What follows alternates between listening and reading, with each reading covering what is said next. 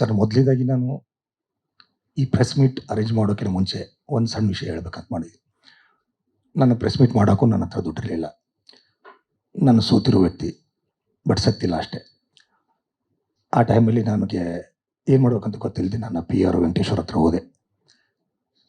Sir, ನಾನು press meet ಮಾಡೋಕ್ಕೂ ನನ್ನ ಹತ್ರ ದುಡ್ಡಿಲ್ಲ ಸರ್, ನಾನೊಂದು ಪ್ರೆಸ್ ಮೀಟ್ ಮಾಡ್ಬೇಕು ಸರ್ ನಾನು ಅಂತಂದು. ಅವರು, ನಾನಿದ್ದೀನಿ ಮಲ್ಲು, ನೀ ಯಾಕೆ ಟೆನ್ಷನ್ ತೊಗೊಂಡು, ಅವ್ರಿಗೆಲ್ಲ ಹೇಳಿದೆ ನನ್ನ ಪರಿಸ್ಥಿತಿನೆಲ್ಲ ಕೂಲಂಕಷವಾಗಿ ಅವ್ರಿಗೆ ನಿನ್ನೆ ಹೇಳಿದೆ ನಾನು.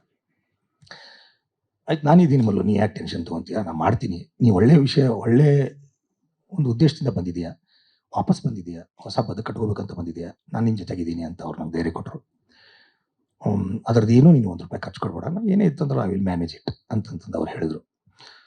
ಅವರು ಹೇಳಿದ ಆ ಧೈರ್ಯ ನನಗೆ ಇವತ್ತು ಅದು ಅವ್ರಿಗೆ ಚಿರಋಣಿ ನಾನು.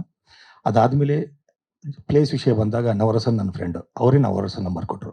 ನವರಸನ್ ಹತ್ರ ಬಂದ ನಿನ್ನ ಮೀಟ್ ಆದೆ ನಾನು.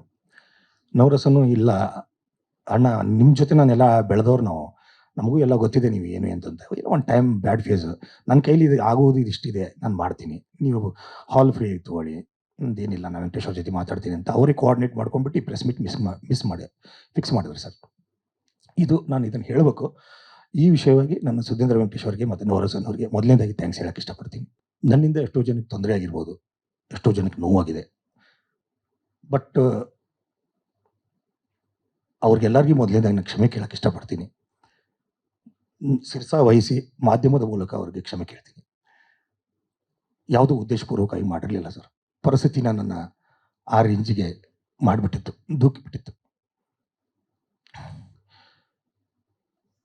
ನಾನು ಏನೋ ದೊಡ್ಡದಾಗಿ ಬೆಳಿಬೇಕು, ಏನೋ ಮಾಡಬೇಕು, ಮುಂದೆ ಏನಾದರೂ ಸಾಧಿಸಬೇಕು, ಹೆಸರು ಮಾಡಬೇಕು, 4 ಜನಕ್ಕೆ ನನ್ನ ಕೈಲಿ ಆದಷ್ಟು ಹೆಲ್ಪ್ ಮಾಡಬೇಕು ಅನ್ನೋ ಒಂದು ಬರದಲ್ಲಿ, ಆ ಒಂದು ವೇಗದಲ್ಲಿ ನಾನು ಎಲ್ಲಿ ಹಿಡಿದಿದೆ ಅಂತ ನನಗೆ ಗೊತ್ತಾಗಲ್ಲ. ನಾನು ಹಿಡಿಬಿಟ್ಟಿದ್ದೆ ಸರ್.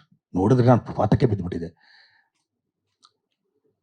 ಗೊತ್ತಿಲ್ಲ, ವಿಪರ್ಯಾಸ, ವಿಧಿ ನನ್ನ ಜೊತೆ ಬೇರೆ ಏನೇನೋ ಆಟ ಆಡಿಬಿಟ್ಟಿತ್ತು.